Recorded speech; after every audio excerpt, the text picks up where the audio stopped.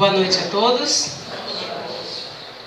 queridos amigos, amigas, irmãos em Cristo, que o Senhor nos abençoe e nos envolva na sua proteção, que assim seja. Amém? Amém? Amém, Amém, Senhor. Relações entre as dimensões existenciais. Achei interessante trazer esse tema. Na verdade, foi a casa que me deu, eu achei ótimo ter caído para mim.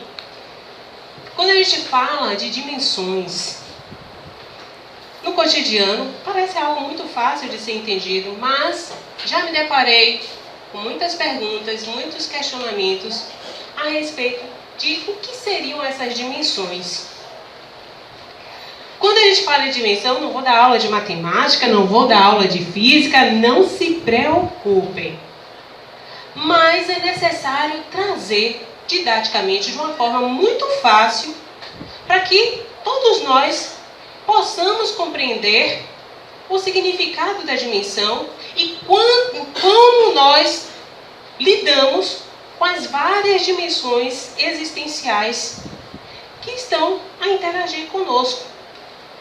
Então, a princípio, a primeira dimensão, se por exemplo, eu pegar uma folha de papel em branco, um papel ofício, e colocar um ponto, eu tenho uma dimensão.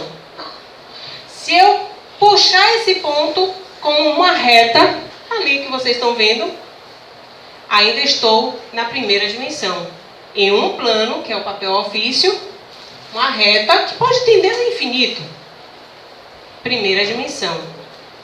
Se eu coloco mais uma variável, ou seja, se eu crio largura, altura, e faço essa imagem de um quadrado. Ainda estou fazendo esse desenho no meu papel ofício. Vamos dizer que o quadro aqui é o papel ofício, né? Eu faço o quadrado, desenho o quadrado.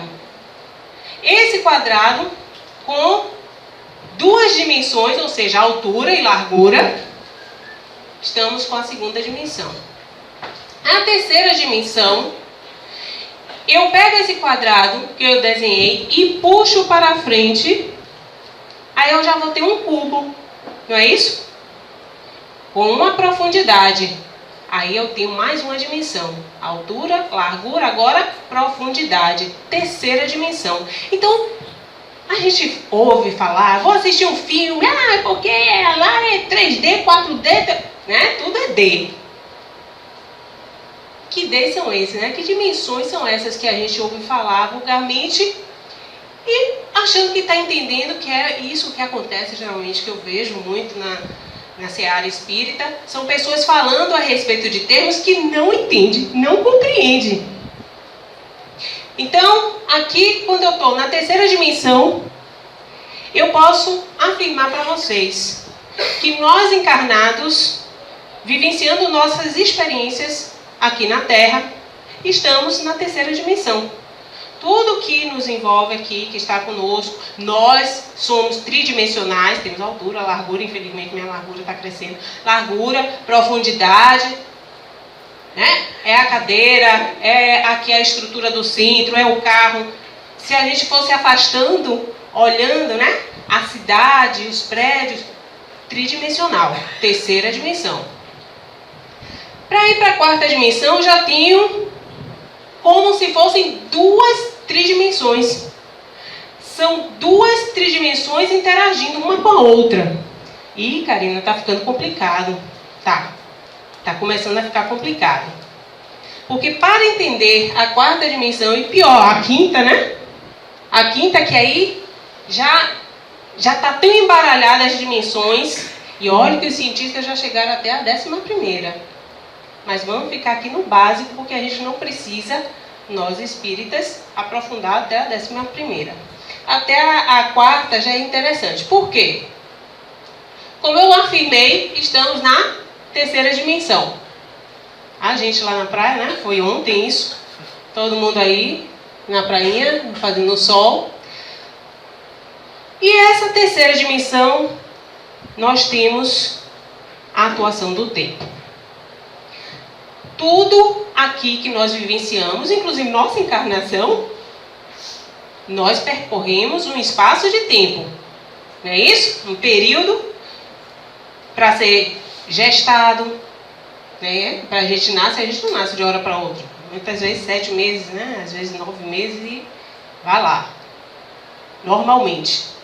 Então temos o período de gestação, temos o período da infância, da adolescência, né? Da maturidade, maioridade, né? Da posteridade, porque é depois que a gente desencarna, né?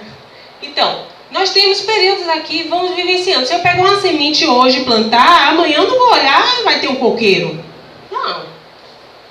Tem um período, né, um tempo que vai ser utilizado para sequenciar o que for necessário no campo evolutivo daquele ser. Então, o tempo é importante na nossa dimensão. Quando falamos em tempo, estamos encarnados, eu trago agora que estamos aqui na terceira dimensão, vivenciando experiências e despertando a consciência. Por que eu falo despertar? Eu só posso despertar algo que eu já tenho, não? Sim. Quando vamos lá no Livro dos Espíritos, na questão 621, que Kardec questiona onde é que estão escritas as leis de Deus, os Espíritos respondem na consciência. Eu boto aqui, parece no pensamento, né? No juízo. Na consciência. Sim, que consciência está? Procure. Onde é que você vai achar consciência? Que consciência é essa? A gente não quer questionar, porque é difícil ter uma resposta, né?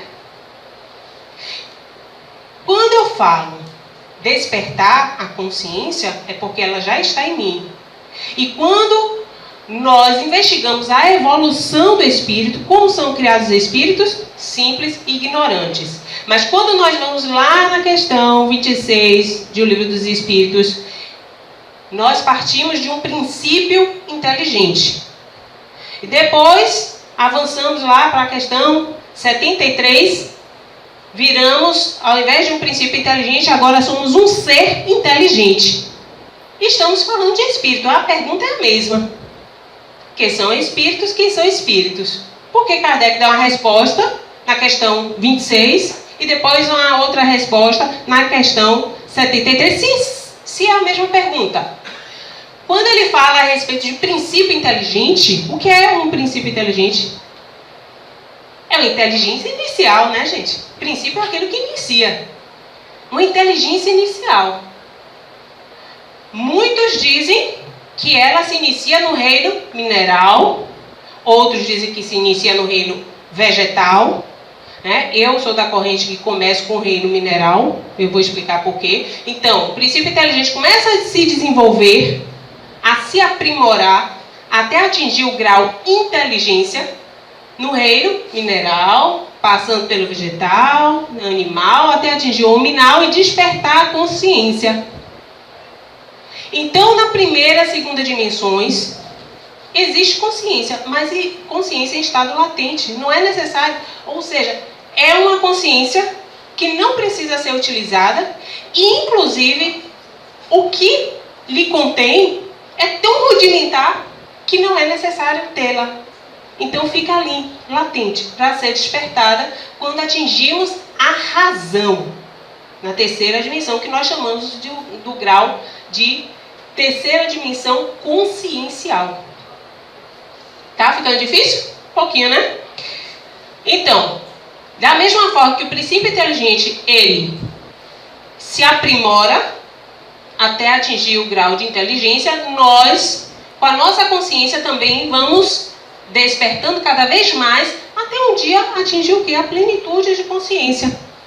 Os psicólogos falam, né, que a consciência, o ser é dividido, a sua consciência é em estado consciente, subconsciente, inconsciente, não é isso? Sim, claro. André Luiz, em uma de suas obras, No Mundo Maior, ele chega a comparar a consciência com uma casa, dizendo que o porão da casa é o subconsciente. O porão. O que é que a gente guarda no porão? Tralha, velharia, né? Coisa que a gente não usa mais. Ou seja, Está lá guardado o nosso passado. O que não estamos usando frequentemente. No térreo da casa, que é a base, ele diz que é o nosso consciente, ou seja, a nossa realidade é o que estamos vivenciando agora. Então, tudo que está ali no consciente está à nossa disposição. É necessário. E o que seria então o andar de cima? O inconsciente. Esse inconsciente que nós buscamos atingir. Que são as nossas metas, principalmente nossas metas espirituais. É sermos um dia um espírito puro. Os nossos planos, como que nós vamos nos desenvolver, nos capacitar para atingir essas metas. De chegarmos a ser um espírito crístico. Então isso faz parte do ser hominal. Então, a consciência ela vai se desenvolvendo, coloquei uma setinha aqui, uma retinha, e trago para vocês um exemplo de terceira dimensão que eu acho muito interessante. Quando falamos de terceira dimensão consciencial, estamos vivendo aonde que eu botei a praia ali? Aqui, né? Encarnados na Terra. Vocês já ouviram falar, tem lá no Evangelho, segundo o Espiritismo, que qual o maior mal da humanidade que nos aflige atualmente, enquanto encarnados, nesse terceiro grau consciencial? Orgulho e egoísmo. Não é isso? Orgulho e egoísmo. Então, enquanto estamos no terceiro grau consciencial, o que predomina em nós? O orgulho, o egoísmo. O orgulho, as minhas defesas em relação ao que eu penso de mim mesma. O egoísmo, eu quero tudo para mim, meu pirão primeiro, tudo em primeiro lugar. E quais as consequências disso? O egoísmo, o fato de eu ser egoísta, só ligar para mim, eu vou buscar o bem, às vezes de uma forma que comprometa os outros. Então eu posso fazer um mal a terceiro para ter uma vantagem, obter uma vantagem, por exemplo.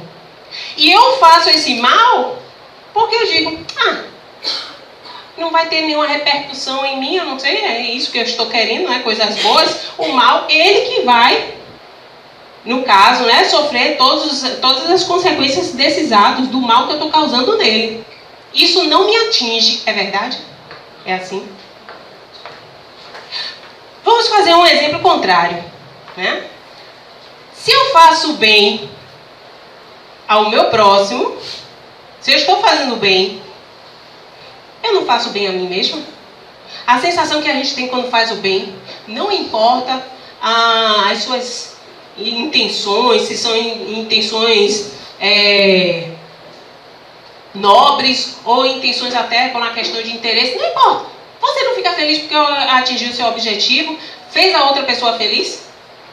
Né? Você tem um grau de satisfação, você se sente bem. Então, o bem que eu faço também faz bem a mim mesmo. E por reflexo, provavelmente o meu ato em relação àquela pessoa capacita aquela pessoa, às vezes até para fazer um bem que depois retorna para mim. Por tabela.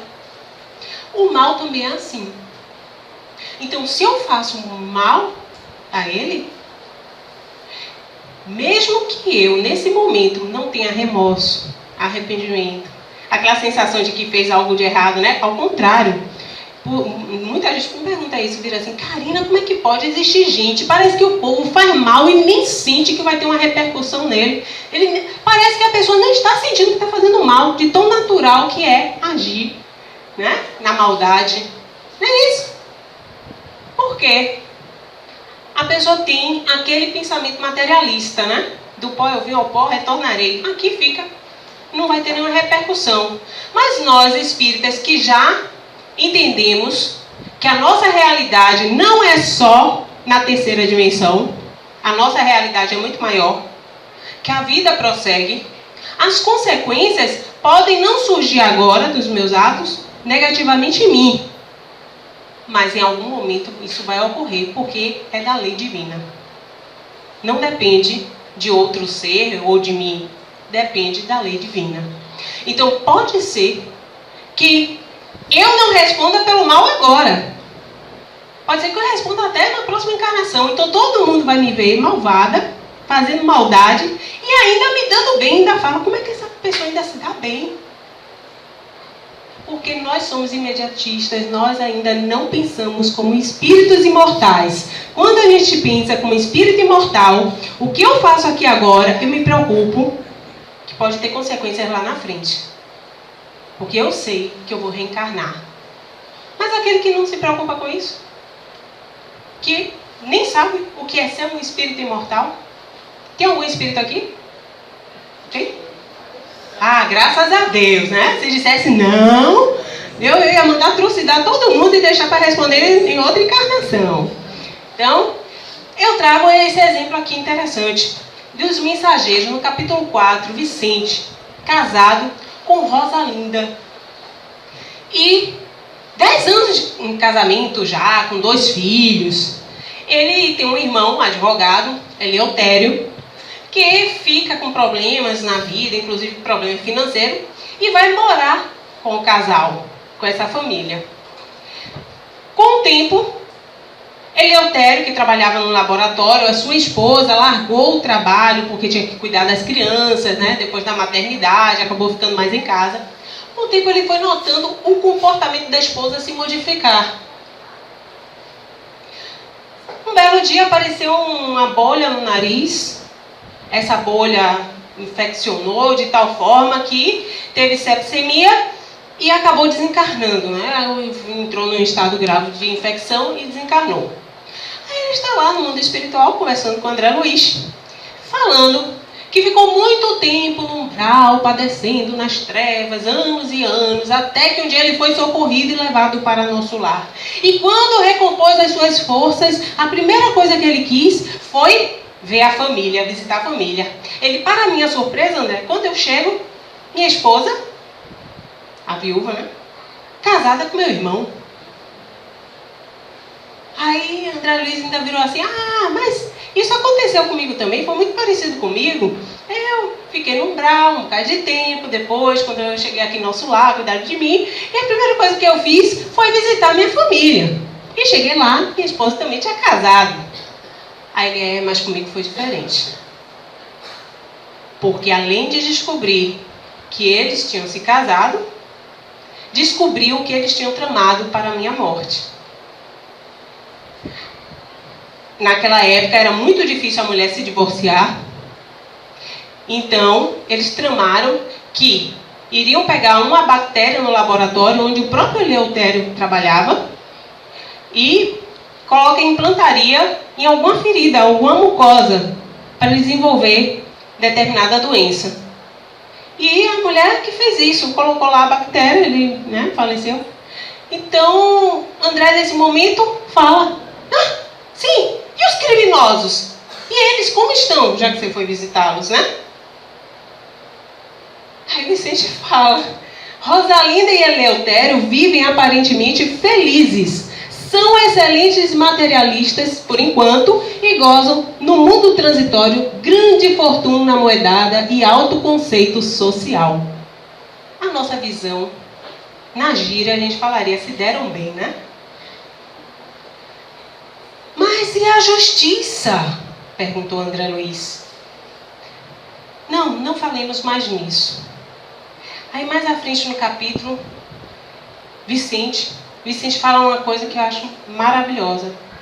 Ele diz, o ato de maldade, ou seja, né, o mal, ainda provém da ignorância.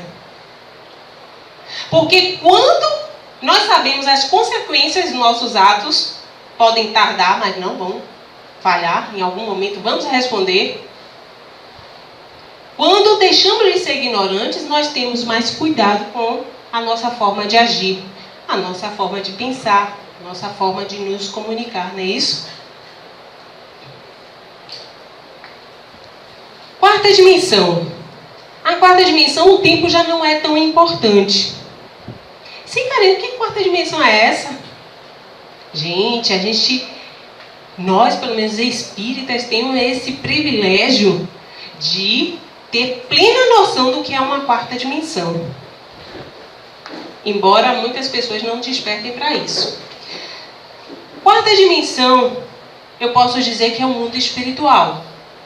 As colônias, os postos de socorro, né? Casa transitória de Fabiano, Campo da Paz, postos socorristas, todas as colônias que nós ouvimos falar que estão na psicosfera da Terra. Então, além desses exemplos que eu estou dando serem quarta dimensão, nós interagimos com a quarta dimensão. Interagimos ou não?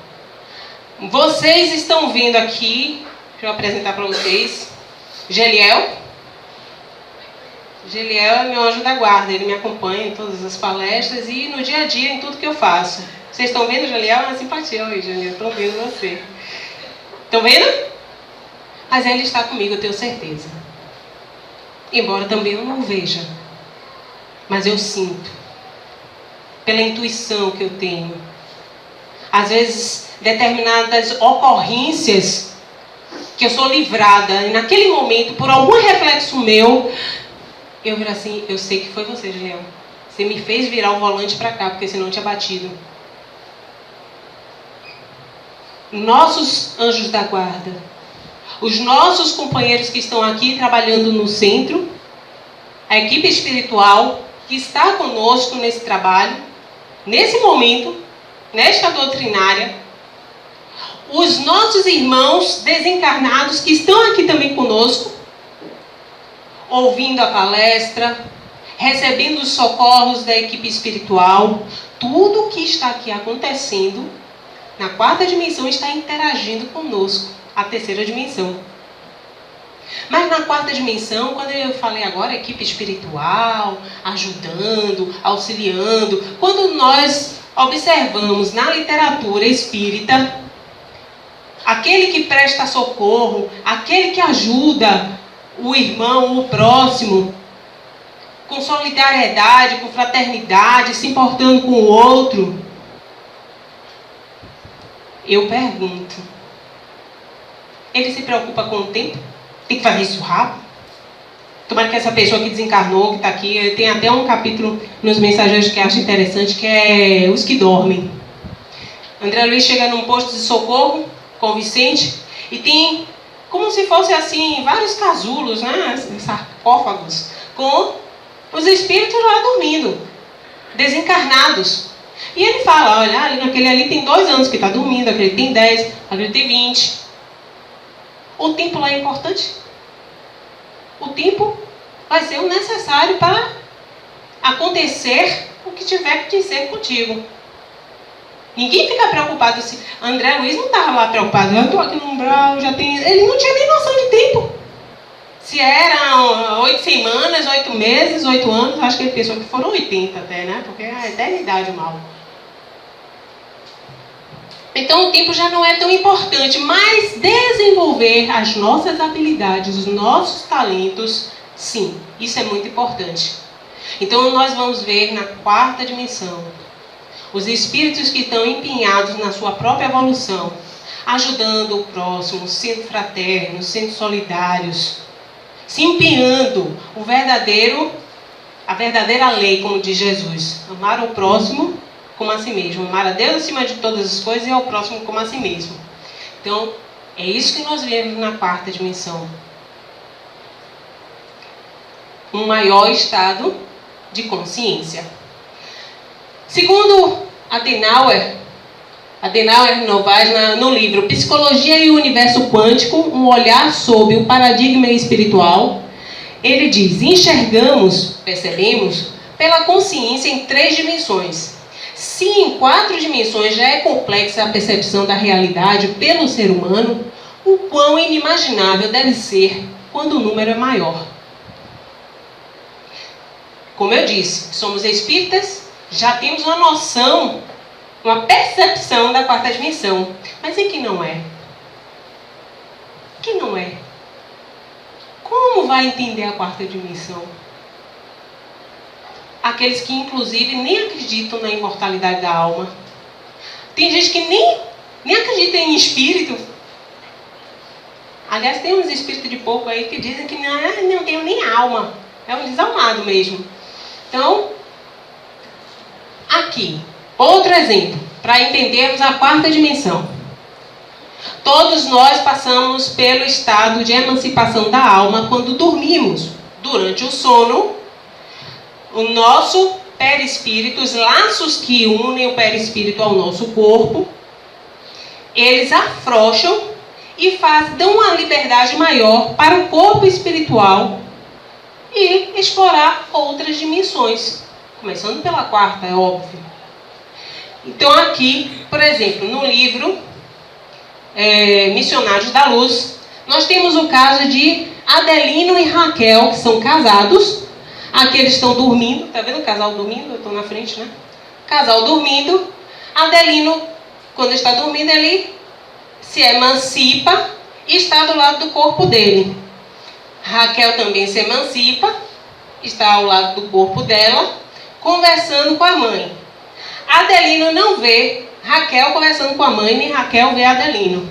E eles, ambos, além de não se verem, também não veem os mentores espirituais que estão ali. Eu posso dizer no quarto, mas estão naquelas dimensões. Vocês estão entendendo?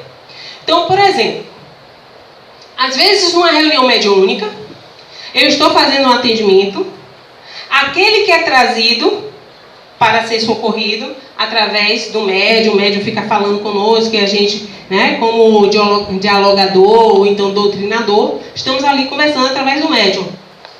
Doutrinando, não se preocupe não, olha, o remédio curativo já vem. E a pessoa lá desesperada, ele está em outra dimensão, esse espírito sofredor que estamos socorrendo, veio trazido por auxiliares que têm mentores e esse que está sendo socorrido não vê os mentores que estão justamente administrando aquele trabalho de socorro. Ou seja, só aí eu tenho a dimensão do encarnado, a dimensão do desencarnado, a dimensão dos mentores. Esses mentores ainda têm chefes, né? Porque nós temos uma hierarquia e eu posso dizer que cada hierarquia de repente é uma dimensão. Vocês estão entendendo como algo simples se torna complexo? Como as dimensões elas interagem entre si constantemente. Então, essa quinta dimensão, nós podemos dizer que o estado consciencial, ele pode ser atingido em sua plenitude. Você ter acesso às informações do seu inconsciente, do seu subconsciente. E aqui eu trago, para esclarecer melhor esse tema, o livro Nos Bastidores de uma Reunião Espírita. Com algumas ilustrações, eu vou poder exemplificar melhor o que acabei de dizer para vocês. A princípio, Antonino, que é esse que está aqui de amarelo, ou de branco, está sendo levado para um centro espírita que ele trabalhou. Ele era trabalhador desta casa, desse centro, e sempre falava que quando desencarnasse, depois retornaria para verificar como eram realizados os trabalhos naquela instituição que ele se dedicou durante tanto tempo. E, com méritos, ele acaba sendo atendido e é levado para o centro. Chegando ao centro, é apresentado ao Joel, né, Joel, que é o coordenador dos trabalhos desse centro. Então, todo o centro tem um coordenador espiritual. Tem um espírito que coordena todas as atividades. Além de coordenar, ou seja, coordena as coordenações, porque tem subdivisões para cada tarefa, para cada equipe. E por aí vai. Como eu falei, uma hierarquia. Então, Tonini, ele é apresentado a Joel. O Joel, por sua vez, apresenta o Marcos fica encarregado de apresentar todos os trabalhos a nível espiritual. Porque Tonini já conhecia os trabalhos da casa. Já tinha, no dia a dia, trabalhado lá quando encarnado. Então, agora ele vai como espírito desencarnado, entender como é o trabalho que ele não conseguia enxergar. Como eu falei, aqui é a equipe espiritual que está atuando.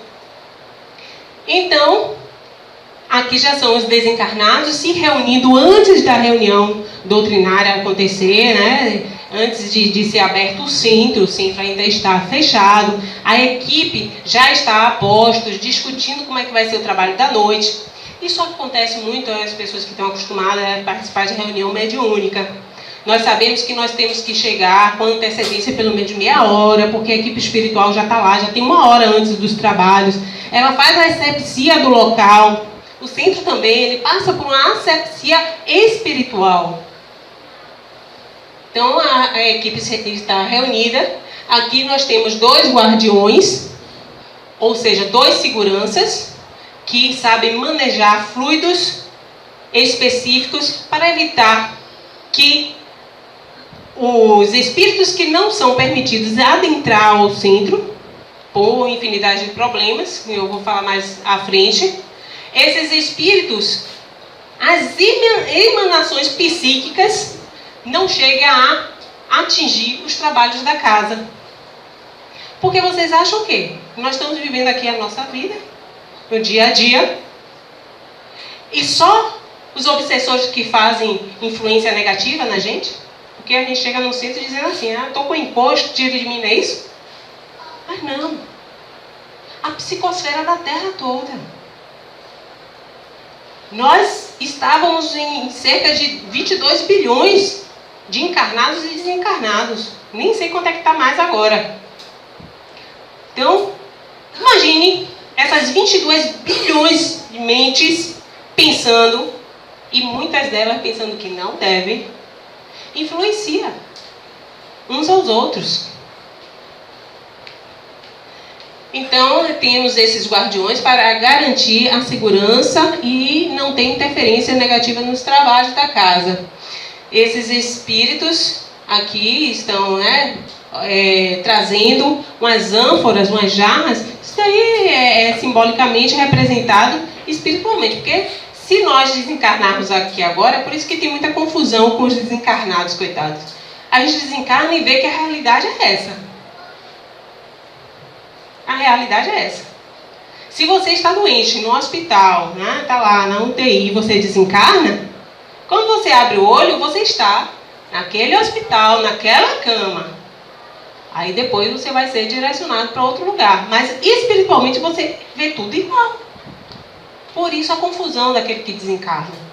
De ir para casa, de no outro dia ir para o trabalho, e ficar desesperado porque ele está falando e ninguém está escutando ele.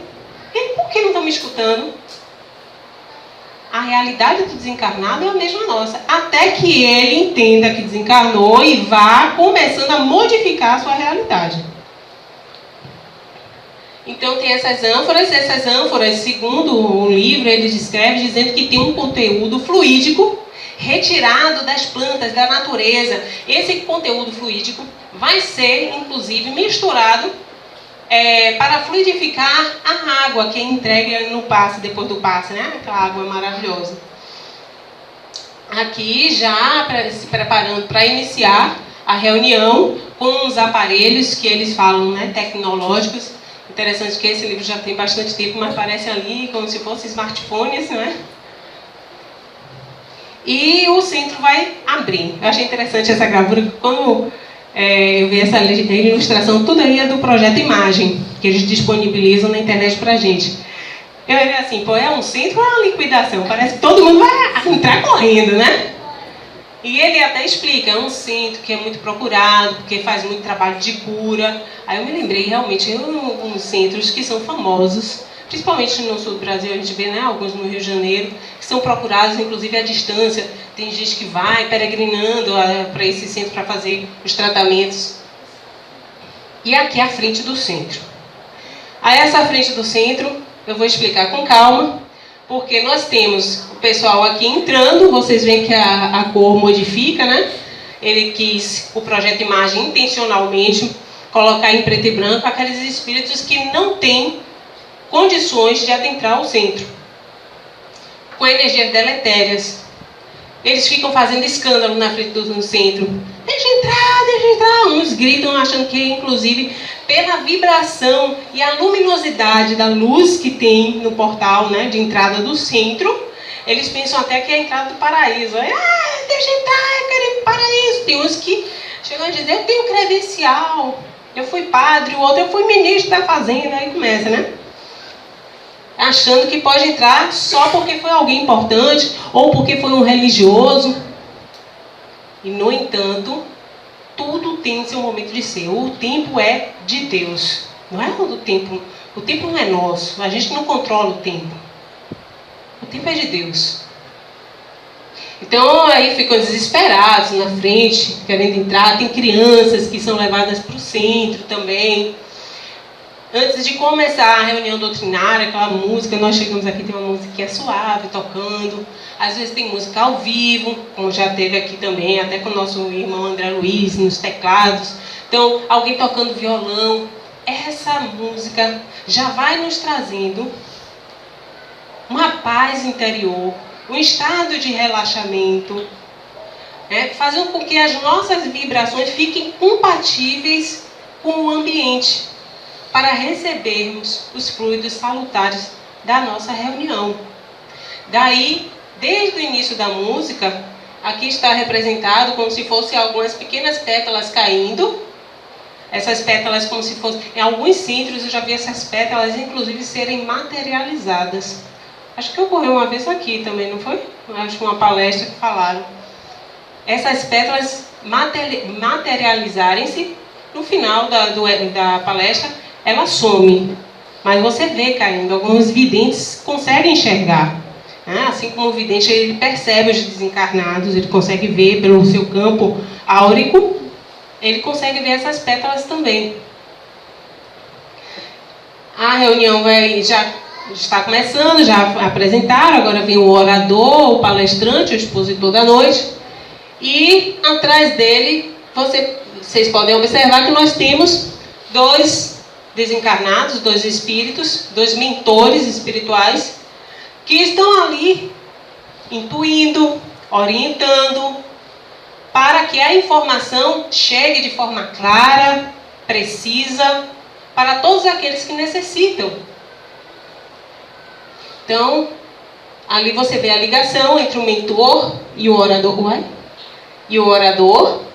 a ligação mental. Isso não quer dizer que seja uma ligação... tem gente que me fala, né? E aí o expositor, no caso aquele palestrante, ele fez uma palestra mediúnica. Ele estava mediunizado. Vocês já ouviram falar isso, né?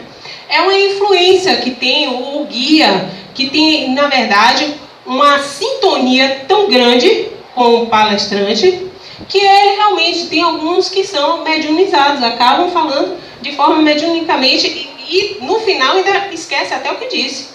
Não sei nem o que é que eu falei durante a palestra, porque estava mediunizado, né? Pelo magnetismo do mentor espiritual. Mas geralmente são intuições, orientações que nós acabamos fazendo automaticamente.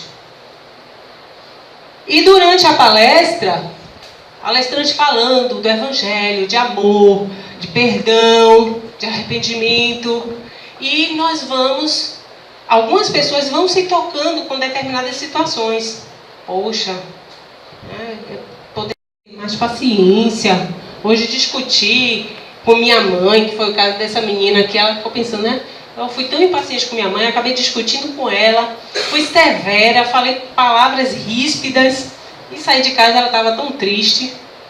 A princípio a gente sai até meio satisfeito quando magoa alguém, por incrível que pareça, tem gente que toma, levou. Aí depois que cai a ficha, a gente vira assim, oh meu Deus, por que eu fiz isso? Fui tão malvado. Graças a Deus começa um estado consciencial do arrependimento. E espero que não faça mais. Então a palestra começa a tocar aqueles que estão presentes.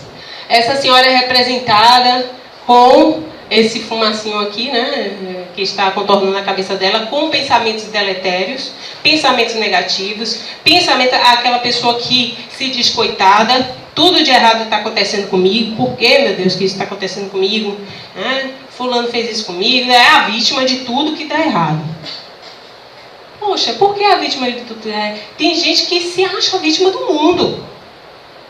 E isso faz com que tenha uma psicosfera, carregue consigo esses fluidos pesados, que a informação não chega até essas pessoas. Aí a pessoa vai para o centro, porque está cheio de problemas, faz tratamento, toma passe, bebe água fluidificada, leva para casa, leva para o marido, para o filho, para o periquito, papagaio, para o cachorro, mas não se melhora moralmente.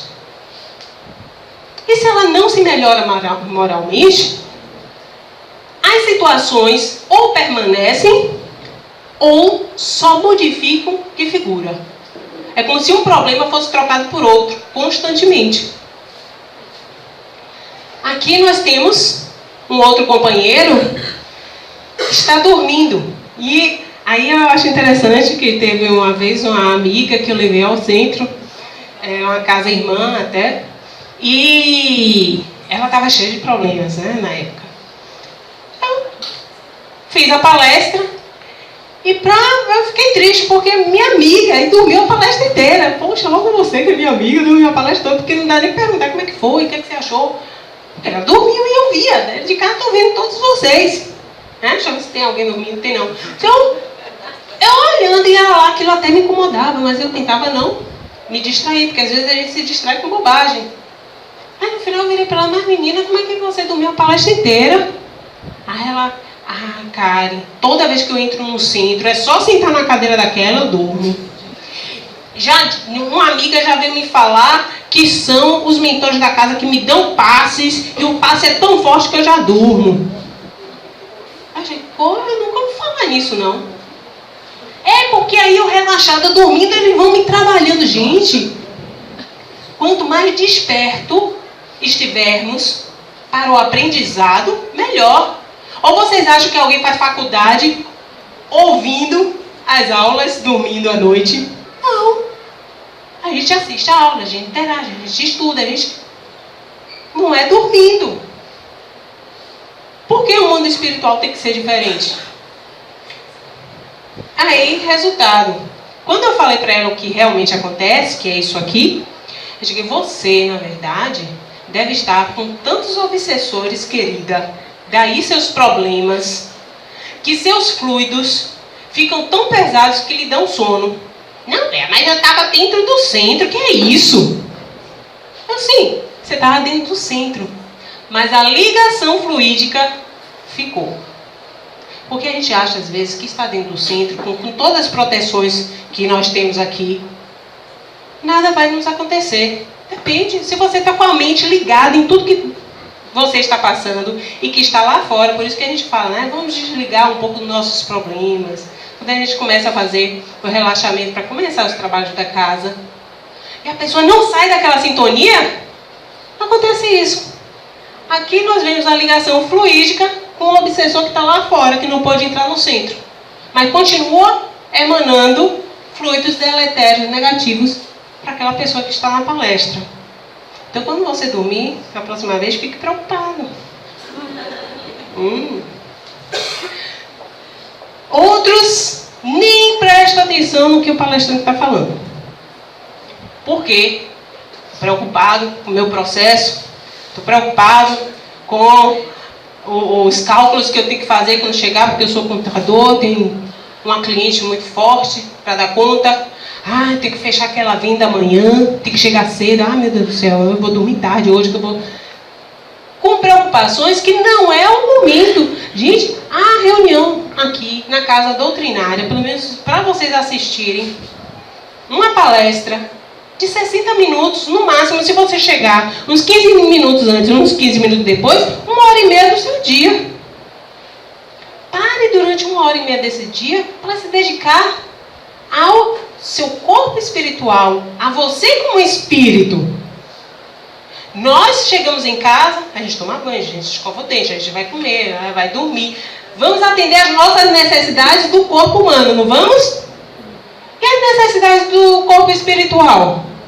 Aquele momento de meditação, de relaxamento. Cadê? Não. Então aqui nós temos, né, esse senhor pensando, inclusive o próprio Antonino questiona o Marcos, sim, ele está com problema, porque ele está, né, com um semblante tão preocupado. Aí, os problemas dele são problemas, né, financeiros, materiais, pensando em outras coisas, nos negócios. Aqui a reunião já começou e os desencarnados estão como se fosse num mezanino. Então a arquitetura, quarta dimensão, interagindo com a terceira dimensão. Aqui nós podemos ter, inclusive agora, né, um outro andar. Os nossos queridos devem estar sentados em cima da gente, a gente nem sabe assistindo a palestra. A arquitetura eles que desenvolvem, o projeto é deles. Mas estão todos aqui, enquanto a palestra ocorre. Outros trabalhos da casa, que acontecem em paralelo, né? Nós temos casas que, inclusive, enquanto os pais estão na doutrinária, os filhos estão na evangelização. Nós vemos aqui o grupo de crianças menores, né, com essa senhora aqui, atuando com eles. E aqui nós temos 2 espíritos femininos.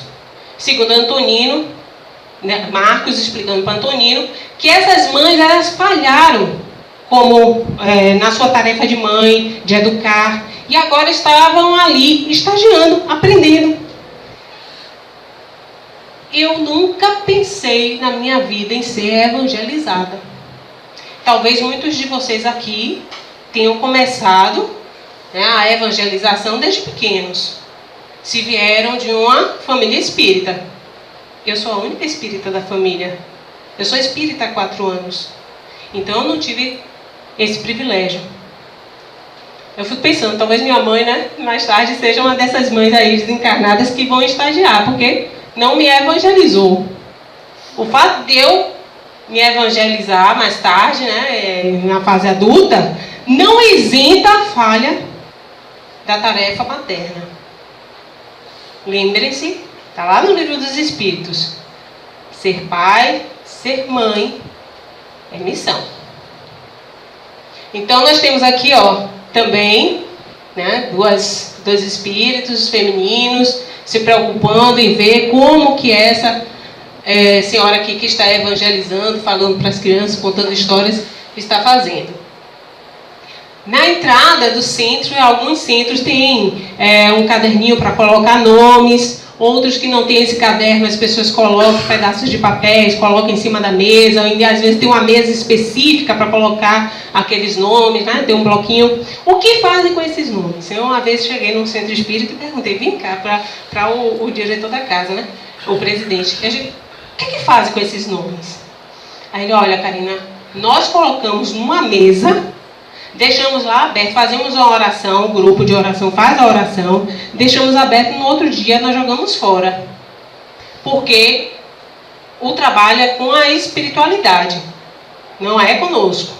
Isso aí a equipe espiritual toda verifica quem são aqueles nomes. E aqui Antonino traz esse exemplo do caderno. Esse caderno, o espírito aqui, né, o desencarnado, está passando como se fosse um aparelho de scanner, em que o nome vai sendo detectado, o nome da pessoa que foi registrada ali para ter socorro, para ter orações. E aí esse nome, quando ele vai passando o scanner e esse nome ele aparece já com os males que aquela pessoa está padecendo, como que a equipe vai trabalhar o socorro específico daquele nome que foi registrado. A coisa é chique. E aí, aqui tem uma senhora que, inclusive, eles viram que um dos nomes que estava ali anotado, a pessoa que a gente coloca, né, o nome dos outros, e acaba anotando o nosso também, né? Que a gente precisa de muita ajuda. Então, a senhora que tinha colocado o nome no caderno estava na plateia, estava assistindo a doutrinária. Então, nesse momento, os mentores já se aproximam dela e começam a fazer o trabalho necessário para a sua melhora. Ela preocupada com o filho em casa. Aqui é o momento do passe. O passe nós temos sempre o auxílio dos desencarnados, atuando nos passistas. Por isso que nós falamos que hoje em dia, né, o passe, em casa espírita, é passe misto. Ele tem o fluido espiritual, que os espíritos fazem a doação. E também o fluido, né, do passista. Muitas vezes só como um meio. Geralmente o fluido é mais espiritual. Mas ele é o que está aplicando, né, especificamente. Aqui a energização, fluidificação da água. Aquela água que nós colocamos para levar para casa. E, já chegando ao fim, atendimento fraterno. No atendimento fraterno, cada caso é um caso. Né? Todas as pessoas têm problemas diferentes. Então, nós vamos ver pessoas que têm problemas físicos, que estão padecendo de males, né? Desenvolvem determinadas doenças, e isso lhe atinge também psiquicamente, porque fica desanimado, né? Fica arrasado, porque não esperava passar por determinadas situações. Agora, o atendente fraterno, intuído pela equipe espiritual, que está ali já fazendo o socorro daquela pessoa, intuído fala, olha, procure um médico. Não vai dizer, você está padecendo disso, daquilo, porque não vai ter olhos de raio-x, e nem o espírito exatamente vai dizer o que é que está ocorrendo, a não ser que ele, o atendente fraterno, seja um médium, e o guia dele, né, o espírito que faz os trabalhos, que acompanha o auxílio dele, esteja ali com ele e faça parte da equipe espiritual que faz esse trabalho de atendimento fraterno. Então, ele já fala para esse senhor, para ele procurar um médico para verificar toda a região do abdômen, que essas dores não são normais. Enquanto isso, a equipe espiritual já está aplicando medicamento, né, fluídico nele. Essa moça que chega com um obsessor. Esse obsessor era um marido dela de outra encarnação. Então já começa a orientação para que ela vá o nome dela vai fazer parte de uma desobsessão, que ela comece a fazer a visita ao centro com frequência para tomar passe fluídico, que ela inicie o evangelho no lar. Tudo isso são ferramentas para a proteção nossa. E o atendente fraterno é que vai auxiliá-la nisso. E por fim, meus amigos, no final da reunião, os espíritos retornam, né, da equipe espiritual, aqueles que só vieram para auxiliar os mentores da casa, retornam para os seus destinos e muitas vezes levam consigo espíritos que eles socorreram naquele momento, naquela tarde, naquela manhã, naquela noite. Levam consigo aqueles que despertaram para começar já no mundo espiritual continuar a sua evolução. E finalizando com Teilhard de Chardin, não somos seres humanos tendo uma experiência espiritual, somos seres espirituais tendo uma experiência humana. Somos espíritos.